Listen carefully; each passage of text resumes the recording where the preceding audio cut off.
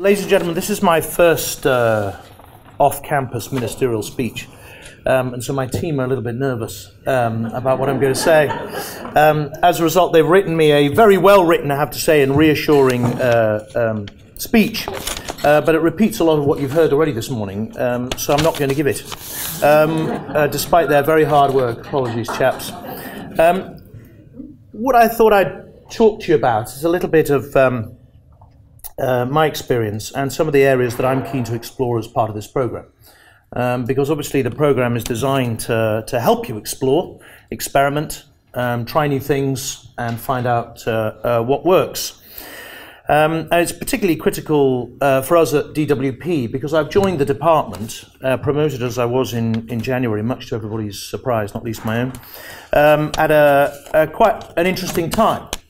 As many of you will know, we're at a kind of positively challenging moment in the department's program, at the bottom of an ellipse of huge structural change to the benefit and welfare system. And we've inherited quite a record of success with the department's primary objective, which is to get people into work. With workless numbers at an all-time low, employment at a record high. We had the numbers out just yesterday, joint record high for employment now in the UK, particularly amongst women, where we're at the absolute maximum we've ever been in terms of employment rates. But what it means is that we've got a remaining population of about 3 million workless individuals and households who are going to be more and more difficult to help into work and who require more and more help because they've got, obviously, complex needs. And so it gives us some space, if you like, and some internal drive to have a look a bit more closely at them in particular and what the barriers are to them getting into work, not just for themselves, but also intergenerationally. And so when I arrived at DWP and they took me through the heads, if you like, of the big parts of my portfolio, housing, benefit, the child maintenance service, all of those issues, right at the bottom of the list was parental conflict. As I sort of explored and asked questions about it, it became clear that this was one of the few areas of my responsibility where most of the decisions hadn't been taken. There was still some space for thinking and movement and, as I say, experimentation. And so I'm particularly keen on it as a program. And keen to come today to talk to you, not least because, as was outlined earlier, I've had something of a career, I guess, like many of you, in social policy delivery over the last 20 years or so, starting as a Westminster councillor, where I was in charge of the social services department for a time under the great Julie Jones. Any of you remember her? She was director of social services for a while. There's a few nodding heads. And then at City Hall, where I had responsibility for crime, and in particular youth crime, and dealt with the last spike in knife crime and youth murders that we had in the capital. Sadly, it looks like we're in the middle of another one at the moment. And during that time, developed some quite strong views about social policy interventions and the direction of them and where things work, not least because I was trying to employ them myself in particular areas. And it became clear to me that there were some kind of three broad focuses that we needed in our direction, which thankfully have now infected quite a lot of governmental thinking. The first is that everything needs to be focused on education, that getting and keeping kids in education for as long as possible leads to the best outcomes for them. The third is that work has all sorts of benefits in a family environment, from a mental health point of view, a poverty point of view, obviously, a relationship point of view, that the power of work, it sounds slightly Dickensian, but that there is a power to working, and that those two together, education and work, are really the big social policy silver bullets that can make significant change. And then critically, the third thing, and why your work is so important, is that the earlier the better.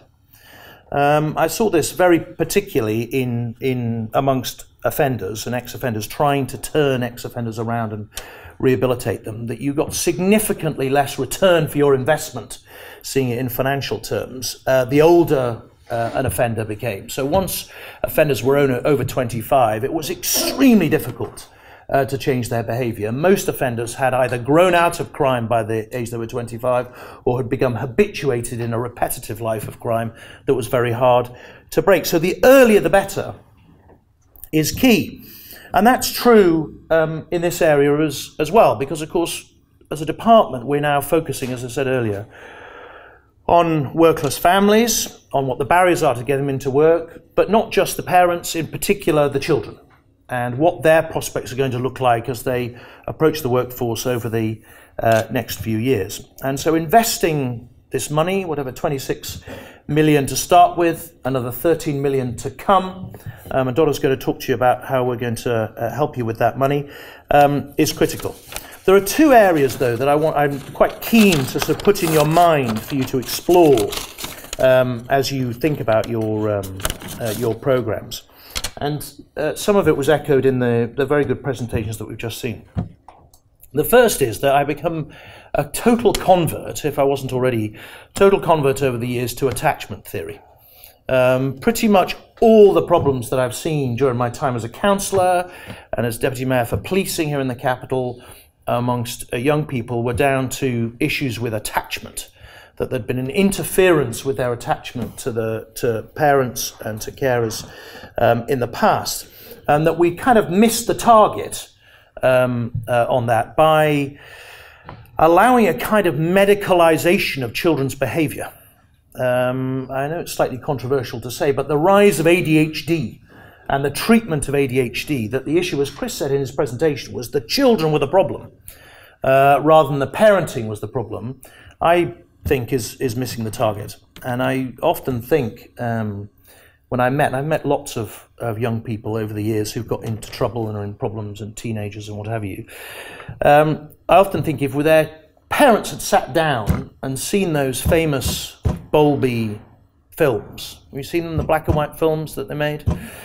Just watched those films and realised that in a very short space of time you can mess around with a kid's sense of attachment and create profound scar tissue for the future, that quite a lot of parents would sit up straight and realise that the power of their behaviour to have an impact on young people. And talking to parents about attachment theory, spreading the notion of attachment theory, informing parents about attachment theory in the same way that we inform them about other public health issues, about smoking. You know, parents know now not to smoke when they're pregnant. You don't smoke in the car because it's going to have an impact on your kids' health. They know to a certain extent, thanks to Jamie Oliver, about nutrition and school dinners, all the rest of it, but we haven't really educated them as a group about attachment theory. And I think that's something that we could do, because obviously parental conflict, as you've heard already today, interferes with that sense of attachment in the family, interferes with the notion, children's conception of what the relationship between their parents is about. To a certain extent, that's why divorce can be so damaging as well for kids if it's not handled correctly. So attachment theory is key. The other area that I'm keen to explore and I wanted to plant in your mind is about the role of alcohol in parental conflict and in relationship problems.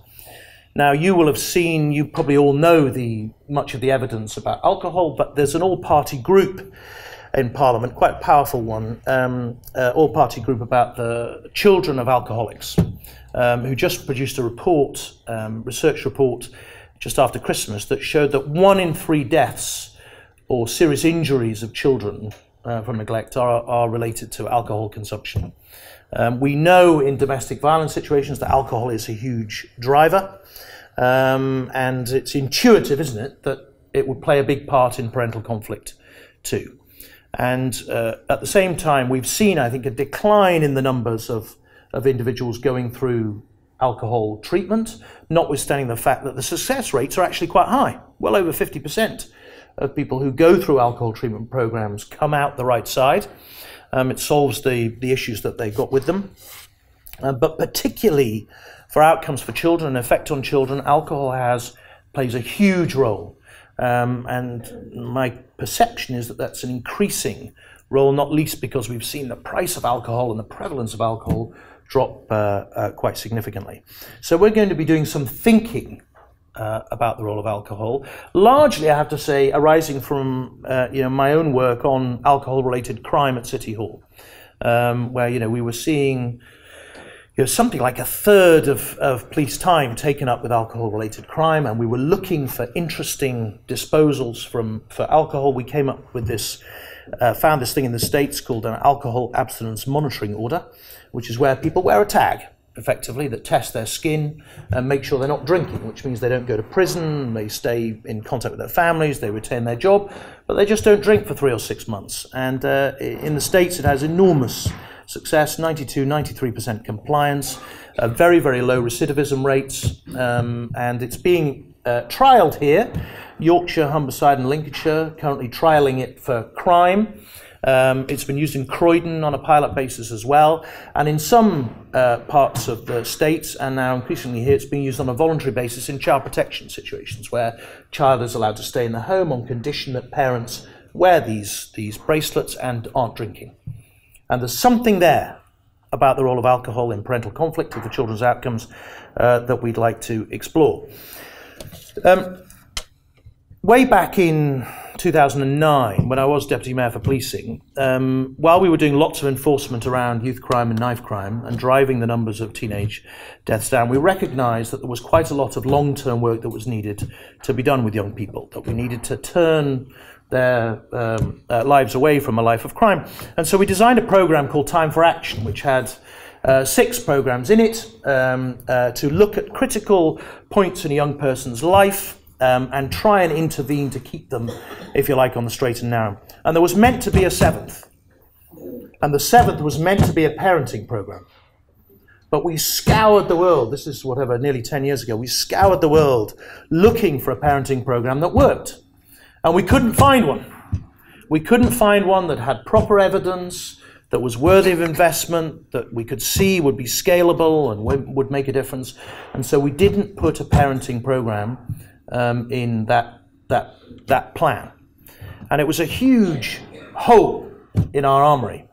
And what I really hope with this program, since academic research in this area and social care practice and perception and willingness to intervene has changed so significantly over the decade in between, that if you all grab this opportunity and experiment, try different things, look around the world, follow your hunches, that we can find those programs that do move the dial on parental conflict and children's outcomes, and then I would be the first to go with you shoulder to shoulder to the Treasury and say, we don't need 39 million, we need 390 million, because we found something that works and we want to roll it out across the country. So thank you for coming today to learn and share and listen and think, because this is going to be one of the critical issues for us as a department and a government through the Troubled Families Programme, where we're working very closely with them over the next few years. And I know as a councillor, former councillor, it will really be you doing the work, with us urging you on, and we need you